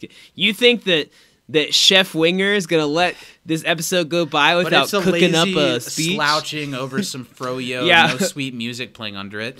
Because in a moment, we're going to get the sweet scene that ends the episode. We're all Spider-Man. Yay. And it doesn't involve any of these people, the sweet scene. Well, it involves Abed. It doesn't involve the study group, the sweet scene that ends the episode. It doesn't involve Jeff's speech. Abed has to leave because he's thought of something about the reason. He says, I'll be right back, and he goes all the way to Greendale. The reason why they're all together. He's put it together. Why they're all together. It's part of the mall. It's right next to the testing lab in the dispensary. Abed shows up at the school because he's realized something, that not only were they all destined to be together, in a way, Chang is the reason that they all got those flyers and the reason that they all got together. And Abed realizes that they've been excluding him for too long when he is a big part of why they're there in the first place, which I think is sweet. But this is what leads up to us ending the Changnesia thing. It feels like a stupid end to a thing that's been built up all season, but on the micro level, this is a sweet little scene, and I like seeing Abed decide to include Chang, and Chang to just be like able to drop all of the facade without making too big of a deal out of it. Well, I like Abed and Chang interactions because I feel like Abed is kind of, even though the study group is all flawed, he's kind of the weird one of the group in a lot of their eyes. Sure. And so he's kind of the closest to being an outcast, which Chang wants so desperately to fit in, and for them to accept his quirks and oddities the way they do Abed, and they don't. So I think it's really means a lot to Chang that Abed's the one here talking to him. This was a well-acted scene between the both of them. I like Ken's delivery of the, you know what, it's too late. And then Abed just plainly explaining what he has realized and calling him Chang and breaking the facade. It's a nice moment if it still doesn't counteract the stupid that all of Changnesia was. At least it wasn't presently offensive as much as we thought it was, other than an episode or two. Mm-hmm. But Chang has to make that big decision. Does he go through and help City College, or does he join Abed to make friends over frozen yogurt? And He does. He goes with Abed. And he has this thing very Job-like. Can we actually go to the post office real quick? I have this thing. I don't want to talk about it. And then that's the end of the episode. It fades out, and here we get the end tag, which isn't really an end tag. It's connected to the episode. Steven didn't watch this part, so pay close attention. No, don't worry. I changed my mind. Yeah. But you didn't see this big mechanical spider. No. So Chang tells Dean Spreck on the phone that he can't go through with it. He's out. He hangs up the phone. He's not giving in to what Dean Spreck asks of him. He goes and joins them for frozen yogurt. Everything seems happy, or is it? We cut back to City College. We see Dean Spreck, who has to go forward with Plan B. Okay, if one of the plans is giant mechanical spider that destroys school, why was Plan A, let's let Chang do it? Plan A was Chang doesn't mail the rent check, and Plan B was destroy it with a mechanical f***ing Incredibles villain. I remember so clearly this episode watching it for the first time because he shows these blueprints for a big mechanical spider. I think those feelings that I came to term with today about not liking the City College villainy stuff, I was definitely there then, and I was like ready for this plot to be over now that Changnesia was over. And then now there's a giant mechanical spider? What the f***? And then they never, ever, ever mention it again? What the double f***? That's how the episode ends, and it is not a good way to end this episode that has enough going for it to not be considered a failure, but it isn't one of the best, but it's not one of the worst. What do we have to say as we wrap it up? How do you feel as we've gone through it? Do you think middle, top middle, bottom middle, middle? Where does it sit? I think it's just dead-ass mid. Of the season 4 or of the series? I think it's middle season 4. Middle season 4. Upper bottom third of the series, maybe. Sure. And let's talk about MVP. One thing we mentioned is that this episode does a good job of including every character. They give every character something interesting about them in the past. However, we both had the issue that because every character has their thing, not many characters get a fully fledged out storyline or a fully fledged out thought. So, who is an MVP? Was it tough? I'm going to give a couple... It was tough for me, but I think after really going through it and thinking about each character, I have a few honorable mentions. Honorable mention to Jeff. Honorable mention for Annie. Okay. And a lighter but still valid honorable mention for Troy. I think that he has some really funny one-liners, but I don't think it was enough of a Troy... We didn't get to dive deep enough into him for him to be MVP for me as much as I enjoyed him. I don't know how much there is to dive into, but I do agree. He doesn't have a lot to do. My MVP is Shirley this week. I think that I love when we get to see Yvette actually get to act and actually use some things and get to have some sort of an emotional beat other than, I'm a mom. Because there's a little bit of that always, and there's still a little bit of, my husband cheated on me. Yeah, but you're right. But I think that she gets to do more with it. She and Annie are the characters that are going through the biggest emotional upheaval on this one, and hers I think is taken a little bit more seriously than Annie's, and it does do well. So is that it's Shirley for you? Shirley for me.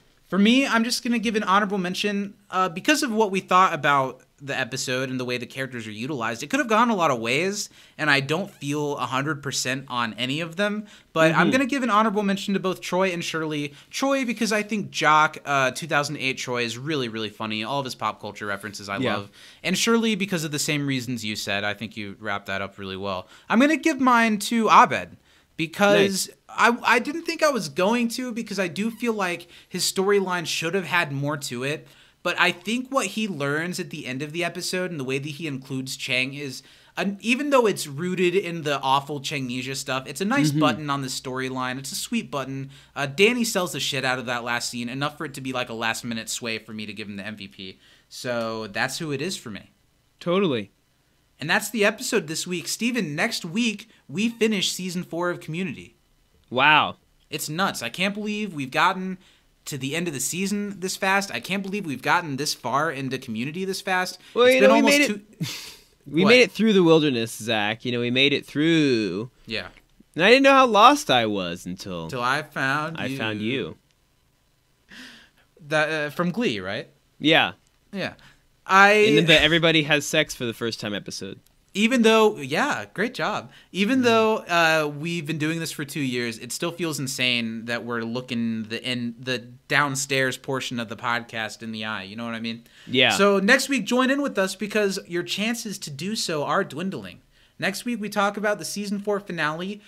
I'm going to go out on a limb and say probably my least favorite episode of Community. I haven't seen it in a long time, but I've probably have only seen high it hopes once. for it. But I am really excited to talk about it because those episodes are a train wreck and fun to talk about. So send us in what you think of next week's train wreck, your trivia, your favorite funny moment, and your episode MVP to can'tdisappointpodcast@gmail.com. As always, if you like what we do on the show and you want to help us take it further, if you want Steven to be able to eat, Patreon is a place to do it. Patreon.com/can'tdisappointpodcast.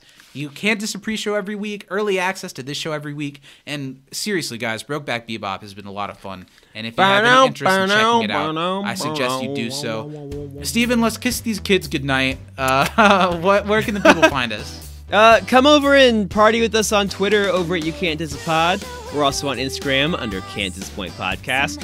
And if you're feeling real lovey-dovey, come over and smack that like button and follow us on Facebook and on YouTube under the name You Can't Disappoint a Podcast, the whole name of the show for people keeping score at home. All right, everybody, from inside Yogurtsburg, Black Lives Matter, I'm Zach. I'm Steven. We love you very much, and we'll see you next week. Doodaloo-doot. Yeah, I did that. Sky Mall, ha ha ha. Sky Ball! Like a virgin, touched for the very first time. Like a virgin, when your heart beats next to mine. I'm being told I have unstable internet connection, so let's Whoa! Am I being buggy or am I good? You're actually good right now. Okay. Yeah, So we're here- your like video's a little delayed, So we're here to talk about but it's not too bad. from inside the Dreamatorium. I'm Zach. Black Lives Matter. I'm Steven. What you? That was weird. No, you like skipped out, so I couldn't actually hear what you said. Oh, I just heard a pause. my internet connection's unstable. Try it Am I again. there Try it for you? again. Am I back? Am I back? Am I good? Am Yeah, I good? I can hear you at least.